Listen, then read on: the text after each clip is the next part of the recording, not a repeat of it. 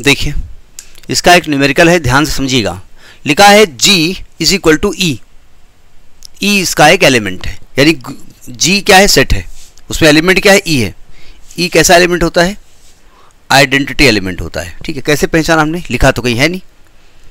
ई binary, ई बराबर ई तभी आया है, देखो ई अगर कोई एलिमेंट मान लें हम, उसके साथ ई ने ऑपरेट किया और वैल्यू फिर ई आ गई, तो आप जानते हैं ई क्या होता है, आइडेंटिटी एलिमेंट।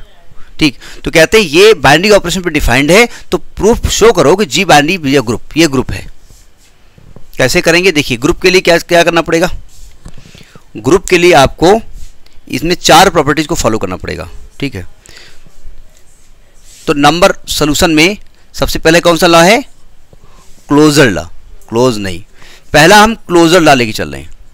क्लोजर लॉ क्या होता है कि अगर 2 एलिमेंट ए और बी हैं तो उनका बाइनरी ऑपरेशन भी जी के अंदर होना चाहिए। इसमें कितने एलिमेंट हैं, एक ही एलिमेंट है, तो इसी एलिमेंट का इसी के साथ हम ऑपरेशन करेंगे और रिजल्ट में क्या आना चाहिए, यही आना चाहिए ना। रिजल्ट में जो भी आना चाहिए वो इसके अंदर होना चाहिए। तो कर दो, देखो अगर मैं ई का ई से बाइनरी करूं तो क्या आएगा, ई आएगा ना, गिवन है ऑलरेडी। और यहां पर ई किसको बिलोंग कर रहा है, जी को। So it is closed, so it is closed under binary operation.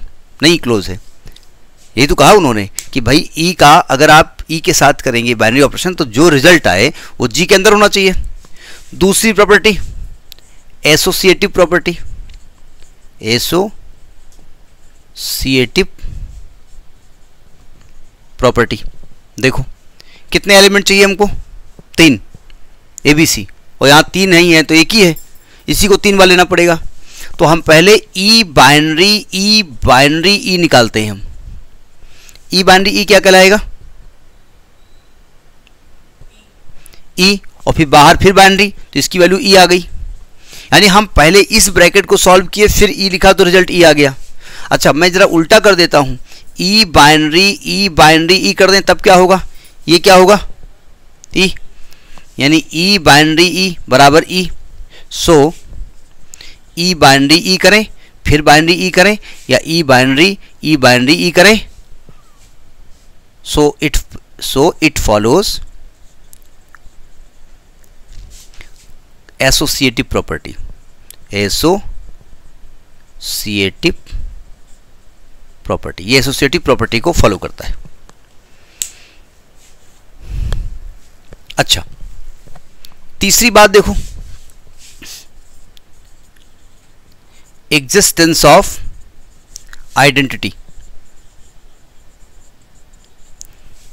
आपको तो गिवन ही है कि ई किसी के साथ ऑपरेट करे ई ही दे रहा रिजल्ट। मतलब देखिए अब मैं इस ई को आइडेंटिटी मान रहा हूं, तो इस ई के साथ इस आइडेंटिटी ने ऑपरेट किया तो रिजल्ट ई आ गया, ये वाला ई आ गया, कोई भी ई आ जाए। तो it is clear that is identity element as e binary e is equal to e, ये गिवन है ऑलरेडी पहले से। So e is identity element, identity element, e identity element हो गया।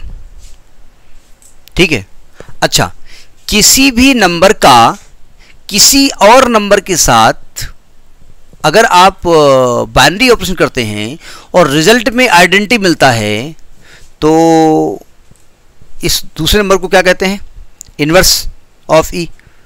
तो आपसे चौथी प्रॉपर्टी कौन है, एग्जिस्टेंस ऑफ इनवर्स। आप देख रहे हैं कि as e binary e already किसके इक्वल आ रहा है, ई, तो ई खुद का इनवर्स है।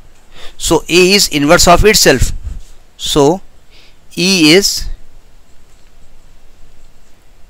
इनवर्स ऑफ इटसेल्फ, ई खुद का इनवर्स है। तो अब देखिए जो आपका जी बाइनरी एल्जेब्रिक स्ट्रक्चर है जो कि इस सेट के लिए डिफाइंड हुआ, उसमें चारों प्रॉपर्टी फॉलो कर दी। So G binary is a group, G binary क्या हो गया, एक ग्रुप आ गया। ऐसे क्वेश्चंस आते हैं, ये प्रॉपर्टी ऐसे फॉलो कराई जाती है। समझ में आ गए। अच्छा अब जरा एक और नोटिंग समझिएगा, अगर मैं ई बाइनरी ई करूं, इसको पलट दूं, तो रिजल्ट सेम आएगा नहीं आएगा?